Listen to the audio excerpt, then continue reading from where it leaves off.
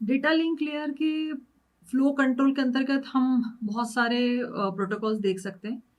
For noiseless channel, एक noiseless channel होगा, एक नॉइजी चैनल होगा, ये आइडियल कंडीशन कह सकते हैं हम इसे। नॉइजलेस चैनल के लिए एक सबसे ज़्यादा यूज़ किया जाने वाला या सबसे पॉपुलर प्रोटोकॉल है, वो है स्टॉप एंड वेट प्रोटोकॉल।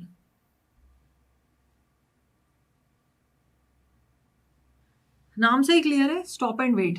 यहाँ पे अगर हम दो डिवाइसेस के बीच में, एक सेंडिंग एंड और एक रिसीविंग एंड के डिवाइसेस के बीच में अगर कम्युनिकेशन इस्टेब्लिश करना चाहते हैं, सो इट रिक्वायर्स कि यहाँ से फ्रेम जाए और फिर दूसरा जो डिवाइस है वो उसका एक्नॉलेजमेंट भेजे। So in this stop and wait this process is very simple. Single single frame transmit होती है सेंडर से रिसीवर की तरफ, और रिसीवर जो है वो सिंगल फ्रेम का एक्नॉलेजमेंट देता है।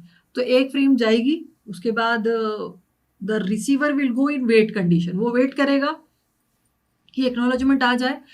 जब तक एक्नॉलेजमेंट नहीं आएगा वो नेक्स्ट फ्रेम को भेजेगा नहीं। तो ये बहुत ही आसान सी प्रोसेस है। एक फ्रेम, डेटा फ्रेम भेजी गई, डेटा फ्रेम जब पहुंच जाती है रिसीवर पे, रिसीवर इसका एक्नॉलेजमेंट क्रिएट करेगा, बनाएगा और फिर इसको भेज देगा। क्योंकि हम स्टॉप एंड वेट एक नॉइजलेस चैनल के लिए देख रहे हैं। नॉइजलेस चैनल मतलब कि यहाँ पर चैनल जो है बिल्कुल आइडियल है, यहाँ पे चैनल के ऊपर कोई नॉइज नहीं है, कोई डिस्टर्बेंस नहीं है। सो इट्स बट ऑब्वियस कि यहाँ पे चैनल पे कोई नॉइज ना होने की वजह से फ्रेम में कोई एरर नहीं आनी है। अगर एरर नहीं आनी है तो यहाँ पे कोई भी और दूसरा कंसेप्ट, जैसे कि क्या एक्नॉलेजमेंट वहाँ पे लॉस्ट हो जाए, या अगर डेटा लॉस्ट हो जाए, या एक्नॉलेजमेंट कोलाइड हो जाए, ऐसा कोई भी सिचुएशन नहीं आएगी। क्यों? क्योंकि ये बिल्कुल आइडियल नॉइजलेस चैनल हमने कंसिडर किया है। So this process will continue, and once सारी फ्रेम्स जब ट्रांसमीटर से रिसीवर पे या सेंडिंग एंड से रिसीविंग एंड पे पहुंच जाएगी, so the sender will send an EOT. EOT, it is the end of transmission. So the process protocol is very simple. ना इसके साथ ही साथ आप ये देख सकते हैं कि ये प्रोसेस बहुत आसान है, लेकिन यहाँ पर क्या इसके ड्रॉबैक्स हो सकते हैं, क्या फायदे हो सकते हैं। See, this is for noiseless channel, it's very easy, बहुत आसान है, डेटा भेजना है, एक्नॉलेजमेंट लेना है, concept is very clear and very easy. But once we'll go deeper in the length of the frame, if we are using a very small frame, अगर small frames हम use कर रहे हैं, अगर स्मॉलर फ्रेम्स को हम use कर रहे हैं, तो क्या हो रहा है, एक स्मॉल अमाउंट ऑफ डेटा जो है वो चैनल पे बरकरार है और वो रिसीवर पे जाएगा। उस दौरान जब तक कि वो डेटा का एक्नॉलेजमेंट नहीं आ जाता, चैनल क्या रहेगा, फ्री रहेगा। क्यों फ्री रहेगा? क्योंकि रिसीवर अभी वेट कर रहा है, सेंडर ने अभी एक्नॉलेजमेंट जनरेट नहीं किया। सो यहाँ से यहाँ तक फ्रेम गई, फिर जब एक्नॉलेजमेंट आया तो सिंपल एक small acknowledgement is travelling from one end to another end of the channel. Now whenever we are establishing the channel, हम जब भी चैनल के बारे में बात करते हैं तो हम चाहते हैं कि चैनल की इफिशियंसी बढ़े। Now what do mean by efficiency? Efficiency मतलब क्या? भाई चैनल बनाया गया है कि वो ज़्यादा से ज़्यादा डेटा को कैरी कर सके। हम बात करते हैं GBPS, MBPS, हम बड़े बड़े चैनल्स के बारे में बात करते हैं, मतलब गीगा बाइट्स पर सेकेंड, मेगा बाइट्स या मेगा बिट्स पर second. So what does it mean? It means that the channel has the capacity that it can carry number of bits at a time. And if we are sending a very, very small frame from one end to another end, what we are doing, we are not fully utilizing, or we are just wasting the capacity of the channel. हम channel की capacity को miss utilise कर रहे हैं, fully utilise नहीं कर रहे हैं, मतलब हम उसको इफिशिएंटली यूज नहीं कर रहे हैं।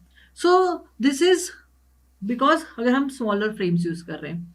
If we are using larger frames, अगर हम थोड़ी बड़ी फ्रेम्स यूज कर रहे हैं, बड़ी फ्रेम साइज के लिए, सो या for larger frames this process is a well defined, या अच्छी है प्रोसेस, बिकॉज यहाँ पे क्या होगा कि एक larger amount of data at least एक सेंडिंग एंड से रिसीविंग डिवाइस तक पहुंच जाएगा। So it will work well, और you can say well efficiently for the larger frame but not for the smaller frames. But generally क्या होता है कि हम जब OSI सिस्टम के बारे में बात करते हैं, पूरा ओपन सिस्टम इंटरकनेक्शन में हम लेयरिंग की बात करते हैं, तो each layer will give a larger amount of data to the smaller layer, and once it will reach to the data link layer, the data link layer का जो सबसे मुख्य फंक्शन है वो है फ्रेमिंग करना. फ्रेमिंग मतलब it will take a larger packet and then it will divide it into smaller ones. बहुत एक बड़े अमाउंट ऑफ डेटा को छोटे छोटे सेगमेंट्स में बांट देता है, उसे फ्रेम कहते हैं. सो यहाँ पे फ्रेम ऑब्वियस है कि हमारे हाथ में हम डिसाइड कर सकते हैं. So this is in case of stop and wait, this efficiency control और whether we are using the channel efficiently, हम चैनल को इफिशिएंटली यूज कर रहे हैं कि नहीं, ये भी हमारे हाथ में है. तो अगर हम stop and wait flow control system use करना चाहते हैं, प्रोटोकॉल यूज करना चाहते हैं, so the size of the frame should be larger.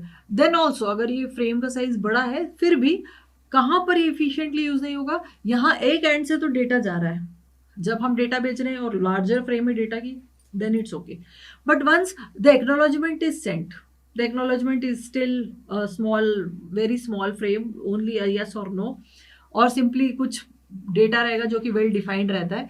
सो अगर यहाँ से ये एक्नोलॉजमेंट आपके चैनल पे ट्रेवल कर रहा है from receiver to the sender and, then again it is wasting your channel capacity. So the alternate of this is that the stop and wait मुख्यतः काम क्या कर रही है, एक डेटा फ्रेम भेजी उसको एक्नॉलेजमेंट लिया, फिर डेटा फ्रेम भेजी फिर उसको एक्नॉलेजमेंट लिया. कर ये सकते हैं, इसका दूसरा ऑल्टरनेट ये है कि क्यों ना हम एक फ्रेम की बजाय बहुत सारी फ्रेम भेजें और फिर उन बहुत सारी फ्रेम के लिए कोई एक्नॉलेजमेंट लें. सो वहाँ पर क्या होगा कि फ्रेम्स का साइज भी आप लार्ज कर सकते हैं, स्मॉल मीडियम जैसा भी हम डिफाइन कर सकते हैं. In that case, we are able to improve the efficiency. We are utilizing the capacity better. And that type of protocol that we'll see further is known as sliding window protocol. But यहाँ पर stop and wait सबसे आसान for noiseless channel. And अगर आपको यही stop and wait noisy channel के लिए use कर रहा है, so we have to add some extra things which will consider when the data is lost or when the acknowledgement is lost. So that feature is added which will be said as ARQ and that we'll see for noisy channel. हम noisy channel का flow control जब देखेंगे तो उसको वहाँ पर देखेंगे. But stop and wait का concept यही है, आसान सा.